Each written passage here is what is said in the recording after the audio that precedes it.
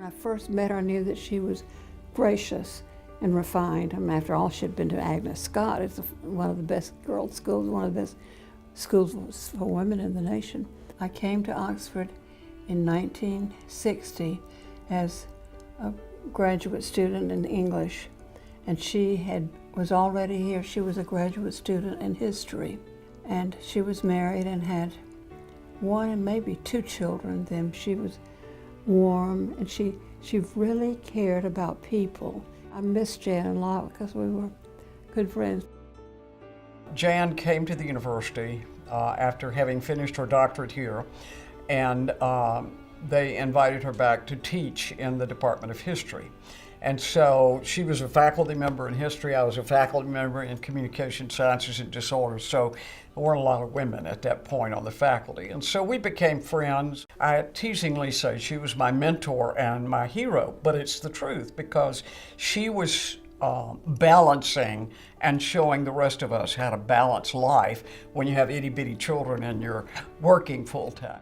When we talk about Jan Hawks, I can't help but think of you know, multitudes of students, particularly women, who knew her and who appreciated what she did. Jan worked with lots and lots of students in leadership positions, primarily in two student groups, and that's kind of where we crossed, was working with student organizations, and wonderful memories of being a very young, unseasoned professional in higher education, particularly in student affairs, and having her as a mentor and a friend, and just miss her greatly.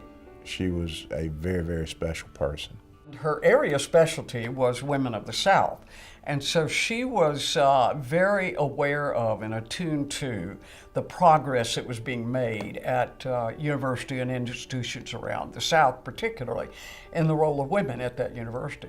She might have been one of the first people who brought to my attention a feminist philosophy. She was not the old prototype of the Dean of Women who, you know, gave students bad marks or, you know, relegated them to campus for breaking some taboo or whatever. She was more of the Dean of Women who saw her role as empowering women. In the mid-70s and early 80s, there was a group of women and that really kind of gathered together. And that group became kind of a social support group as well. Jan was kind of the head person there and really kept us going. And once the group caught on, it lasted for 10 or 15 years. And she had a vision for this university and for the role of women at this university. And some of us had a vision for our role in our careers, but not necessarily that vision for the university. But Jan had that. And because of that, and because of her extraordinarily calm, positive manner as a leader, she was able to help all of us look at a different way at ourselves. But how did we fit into that? Now, out of that group came multiple people who later went into administration at the university, Carolyn Staten being one of, myself and other people. So many of us ended up really being responsible for the future of the university and taking on leadership roles. I don't think we would have done that had we not had Jan as our mentor, but as our model of a person who could be calm and cool and collected, but vigilantly persistent. Jan was such a teacher and taught in such an effective way that it was hard to escape her spell. Oh, she cared for students, she would listen, she was patient. She was very much a listener. She knew when to praise, she knew when to admonish, and she did it in a way that was always for the good of the person to whom she was speaking.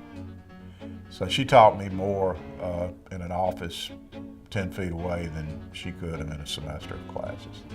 She was a beloved teacher and respected scholar, but she was a real person, down-to-earth person with children at home, a husband and a family, and she learned to balance life and was a good role model for many of us.